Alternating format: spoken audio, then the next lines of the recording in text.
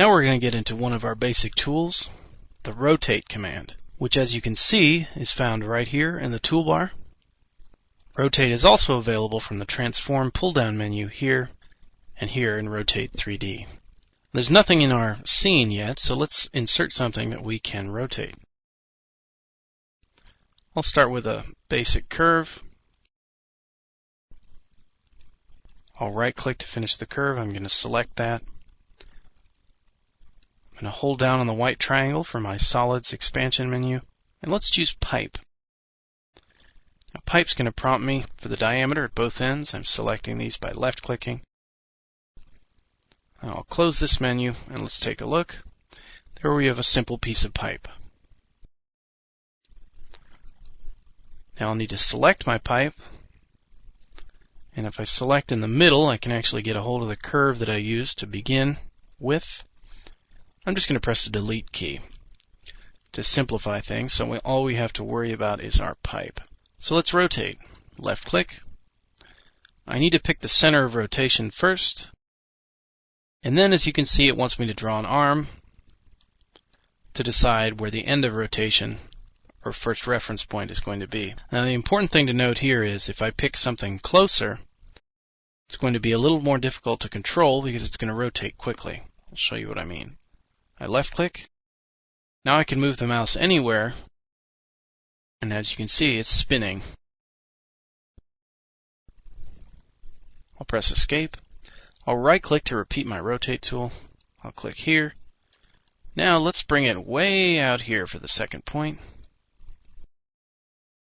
Now, as you can see, I need to bring the mouse in closer in order to rotate quickly. If my cursor is farther away, it rotates slower.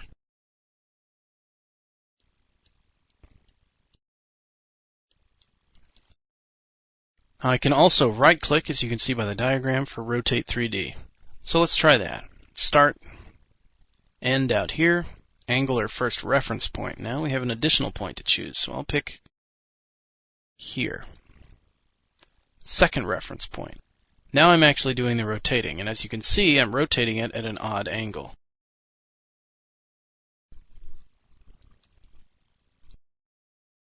In other words, it's not rotating in exact agreement with any of my viewports, with any of my 4 construction planes. So again, to rotate our length of pipe, first point, I select a second point, and from that point I can rotate, and the closer I get to the center, the faster my object rotates. Farther away, the slower. I right click, and it goes back to where it was. As I'm rotating, if I choose a left click, it will save the rotation and stop where I left it. I'll press Ctrl Z to undo.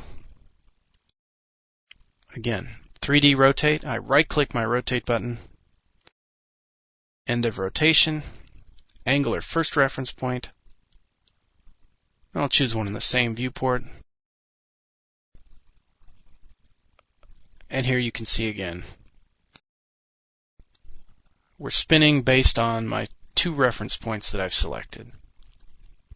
Any object, line, curve in Rhino can be rotated using these tools.